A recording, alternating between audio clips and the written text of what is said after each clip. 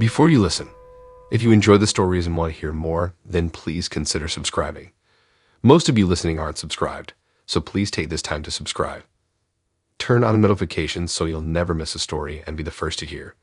You'll also be supporting me. Thank you.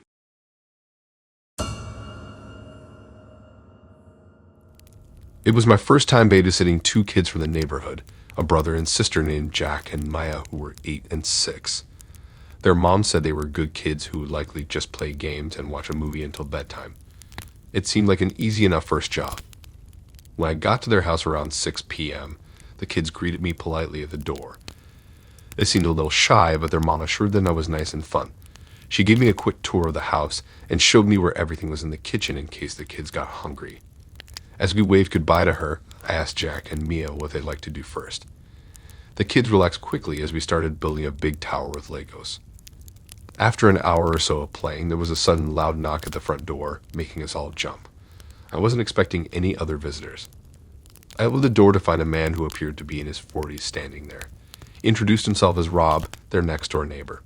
With a friendly smile, he said he had seen me arrive and wanted to come over to keep me company. I politely declined his offer for help, saying we were doing just fine on our own. The kids didn't seem to know him either, but Rob lingered on the front step, suggesting again that he come in to hang out and make the night easier for me. Trying to be tactful, I said I really didn't need any help, but thanked him anyway before closing the door. I thought that was the end of it, but less than an hour later, another aggressive pound on the door made us all jump again. My heart sank realizing it was probably Rob returning. I opened the door to find him there again, this time holding a plate of cookies. He eagerly offered them to me, saying he had just baked them especially for the kids. Again, I turned down his gesture as graciously as I could, though I could feel my patience wearing thin. But Rob didn't seem ready to take no for an answer. He leaned against the door frame and started questioning me rapidly about who I was and where I lived. I got the sense he had been peering out his window watching me arrive. His friendly act was quickly starting to seem pushy and invasive. By now, the kids were hiding behind my legs, clearly made uncomfortable by this man forcing his way in. I firmly told Rob that we were busy and again said he should go. Looking annoyed, he insisted he just wanted to help me with the kids. He kept trying to hand me the plate of cookies as some kind of peace offering.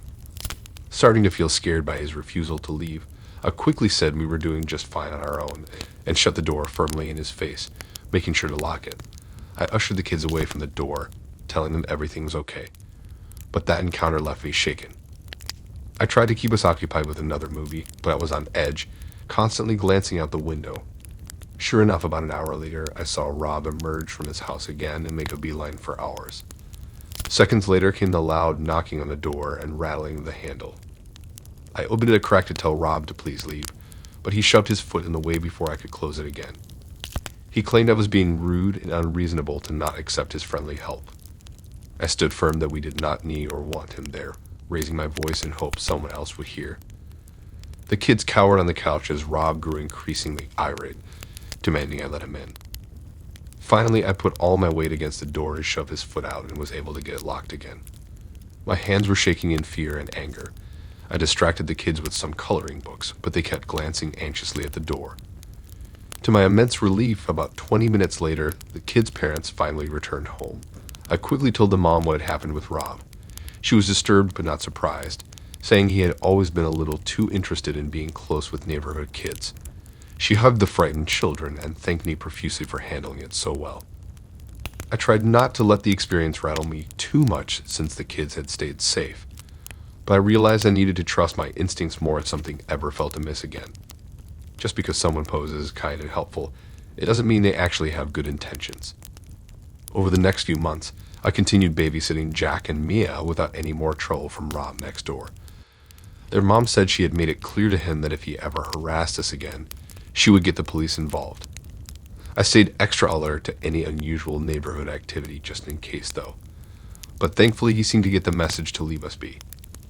The creepy encounter taught me an important lesson as a new babysitter though.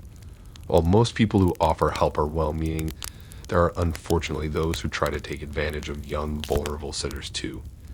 It's perfectly fine to say no and shut the door on someone, even if they guilt you into being rude. Trusting my gut reaction not to let Rob in is what kept me and the kids safe that night. As much as I wanted to avoid seeming impolite, I'm glad I didn't cave to his demands out of just being nice or intimidated. The kid's well-being was my top priority, not appeasing a pushy grown man. If anything like that ever happens again, I'd know to listen to my instincts first, rather than the person pressuring me to let them in. Staying firm and in control is key to keeping the kids under my care feeling happy and secure.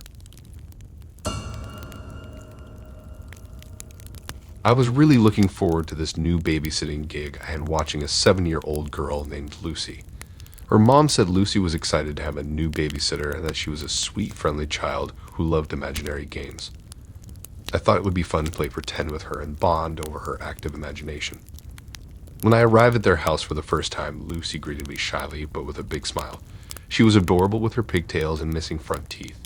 As we sat down to snack on some cookies, her mom gave me a quick rundown of Lucy's schedule and favorite activities before heading out. As soon as her mom left, Lucy perked up and started chattering away. She told me all about her imaginary friend named Carla, who was also 7 but much prettier and cooler than her. I smiled and asked questions, encouraging her creativity. Kids often had imaginary pals at this age, so I didn't think much of it. Over the next few weeks, I babysat Lucy several times. She was always eager to tell me about her adventures with Carla, from tea parties to trips through the woods by their house. She would spend half an hour completely immersed in an imaginary game with her made-up companion. I started to realize she was very attached to this fantasy. One evening when I was over, Lucy said Carla was in a bad mood because some girls at school had been mean to her. I tried suggesting ways Lucy could cheer up her friend or talk to her about it. But as we sat together coloring at the kitchen table, Lucy grew quiet and picked at her drawing. Then in a soft voice, she said that Carla wanted to hurt the girls back and was planning to cut off all their hair when they were sleeping. I froze, taken aback by this dark turn.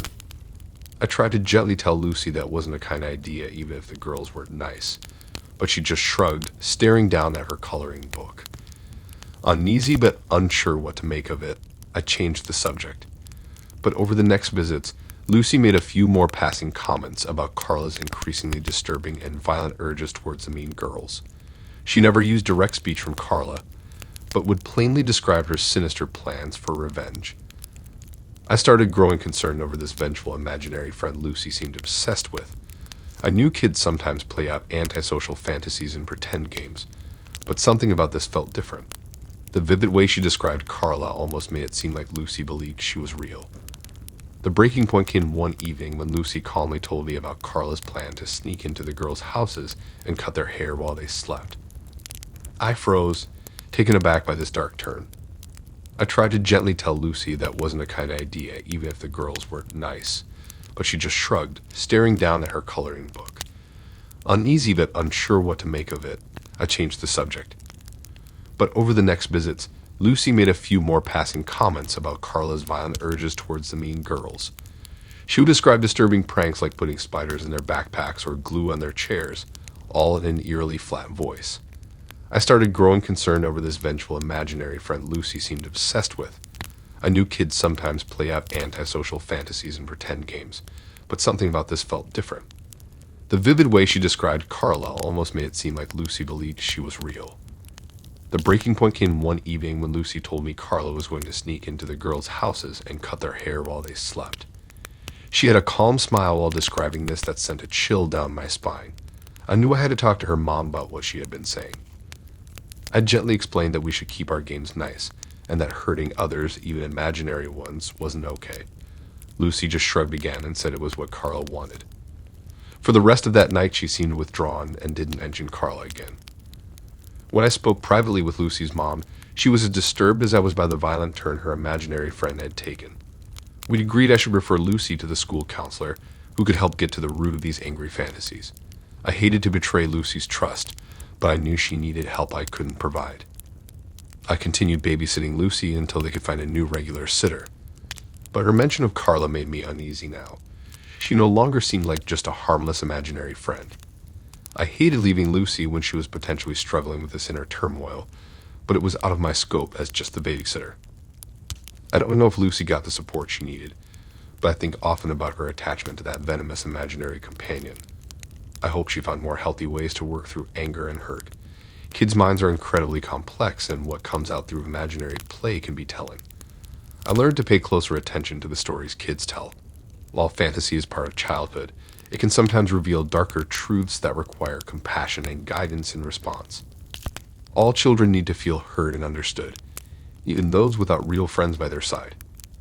I'm glad I took Lucy's situation seriously rather than just dismissing her imaginary friend as harmless make-believe. Trusting my gut that something was wrong may have made all the difference.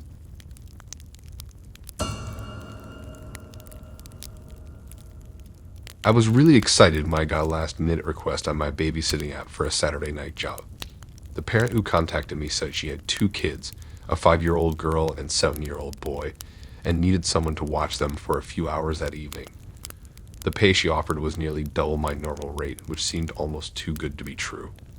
When I asked about the short notice and high pay, she said they had just moved to town and were desperate after their regular sitter had canceled. I figured I might as well take the opportunity, so I quickly confirmed the booking. The parent gave me an address that was in a part of town I wasn't very familiar with. She said they had just moved into a rental home there temporarily. When I mapped it online, I saw it was in a pretty remote area with no other houses around. I started feeling a little uneasy but tried to shrug it off, assuming everything would be normal once I got there. That Saturday, I drove out to the secluded neighborhood. Right away, something seemed off. There were no cars parked in front of the rundown house, and no lights on inside. The small home looked almost abandoned, with faded peeling paint, overgrown bushes, and a sagging porch. I triple-checked that I had the right address and went ahead to the front door. The windows were so dusty you could barely see inside.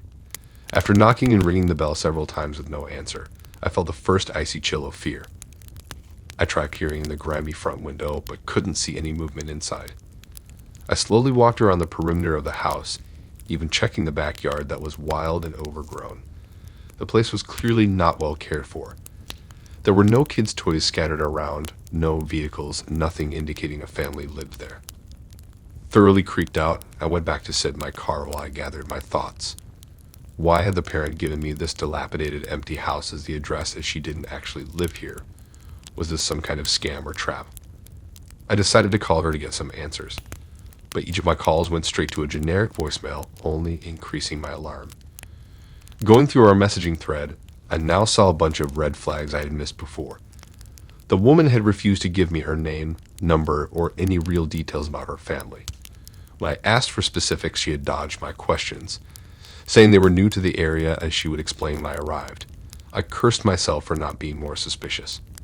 With a sinking feeling, I searched online for records of who lived at this address.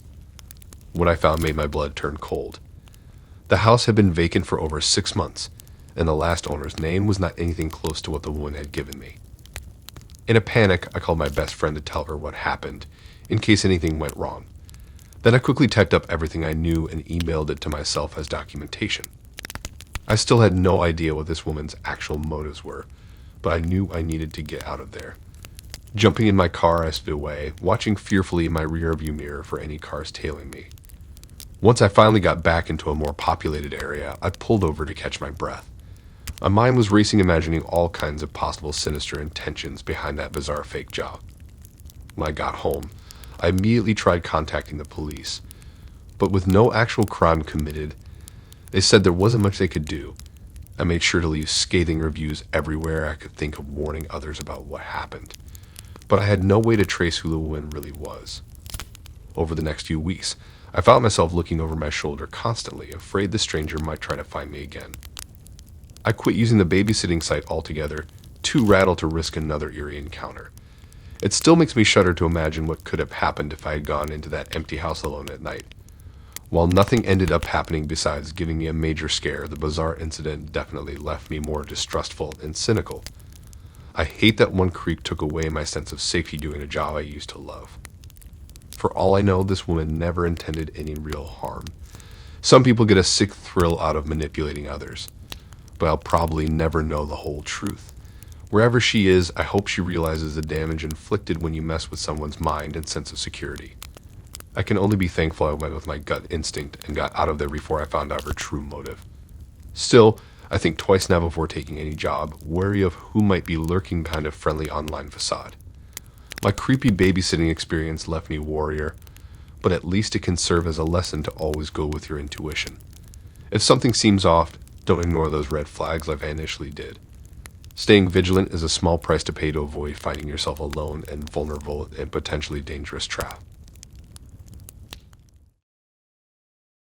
Thanks for listening in. If you like these stories and want to hear more, then please subscribe and like and support this new channel. We have more stories for you to listen to.